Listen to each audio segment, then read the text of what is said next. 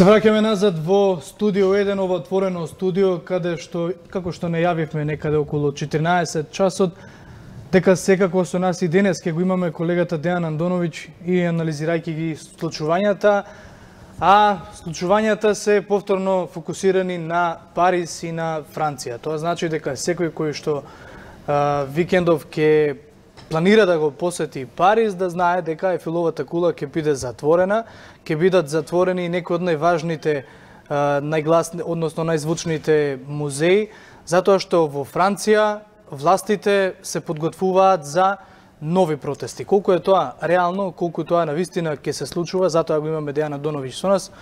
Дејан, добре дојде уште еднаш во ова студио. Добро ве најдов. Откажани се даноците, односно пролонгирани се оние воведени се мерки за данокот на гориво. Пролонгирање рокот практично на донесување на мерката зголемување на данок на 6 месеци, што не успеа нели да ги одобровали демонстрантите, односно така наречените жолти елеци, кои владата не успеа да ги прелаже условно речено со тоа пролонгирање, туку тие продолжуваат со протести, за утре се најавени. Токму тоа. Огромни протести. Пролонгирани се мерките, а владата повторно се подготвува за масовни демонстрации, нешто што го разговаравме и во средата, дали се можни нови огромни протести. Според најавите за утре се очекуваат огромни протести, инаку сакам да потсетам дека и денес имаше протести, вчера имаше протести, протестираат студенти, протестираат средношколци, жолтите елеци така наречени, за утре се подготвуваат, меѓутоа бидејќи жолтите елеци немаат свој водач, туку имаат повеќе водачи, секој некако најавува за утре огромни протести и сите ги поддржуваат денешните протести. Ние веројатно во режијата го имаме видеото како денеска во Париз беа апсени студенти кои протестираат и ги имаат своите барања до француската влада. Оно што е последно и ново е дека жолтите елеци денеска доставија 41 барање до француската влада.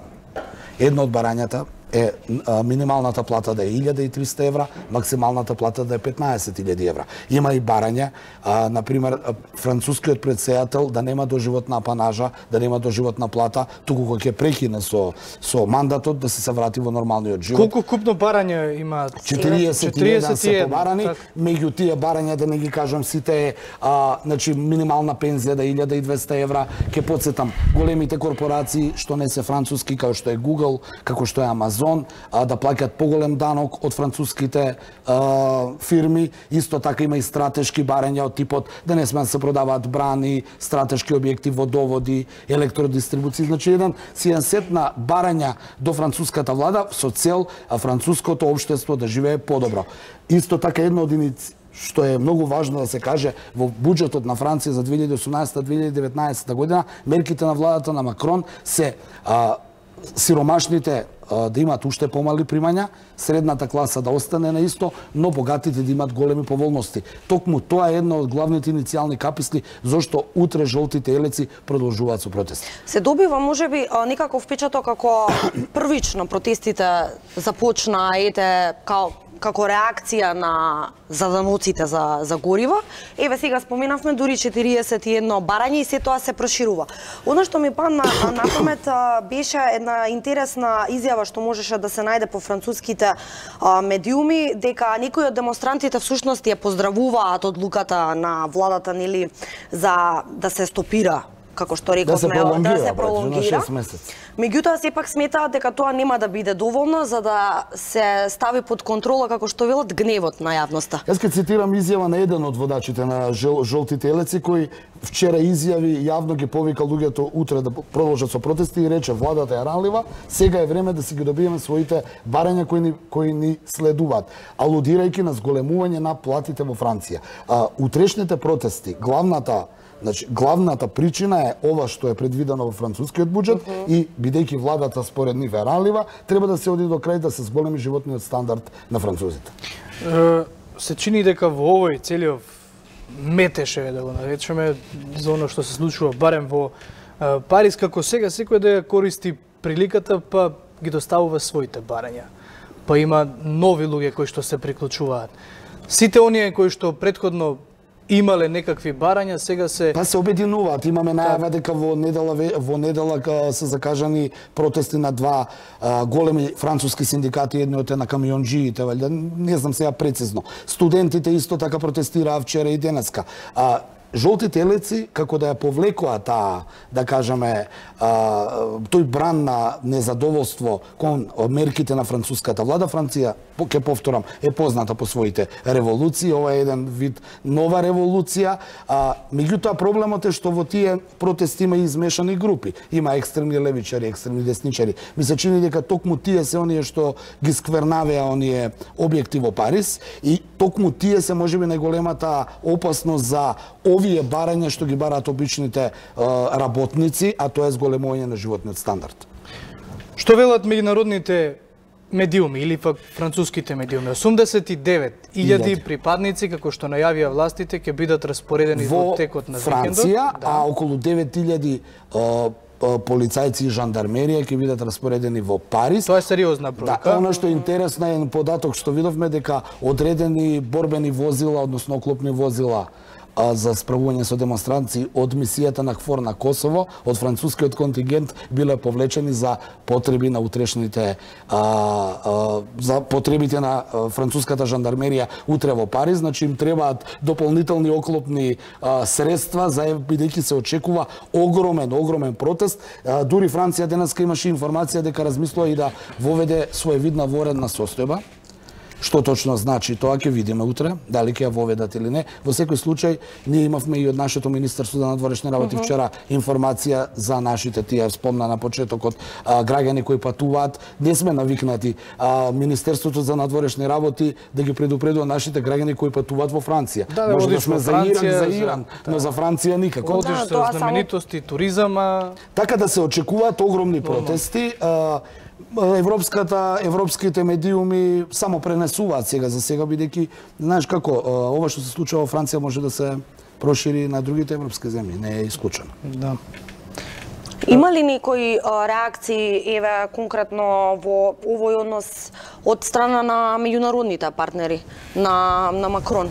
Од земјите членки на Европската унија. Земјите членки само сега за сега гледаат развојот на наставните. Имаше поздравување од Европски Брисел за пролонгирањето на данокот за цената на горивото. Меѓутоа повторно ќе кажам, Франција е европска земја, Франција е светска суперсила. Многу тешко е денеска да ја некој од страна да ја укорува. Едино Русија завчера или преквчера официјално Москва упати, го дискутиравме, упати критика дека француската полиција била пребрутална, што се смета као своевидно на пресметка на дипломатски пат. Во секој случај Франција утре и заутре ќе се соочи со тие немери, ќе видиме како владата на Макрон ќе се справи, да се надеваме дека сето тоа ќе помине како обични протести, а не некакви насилства.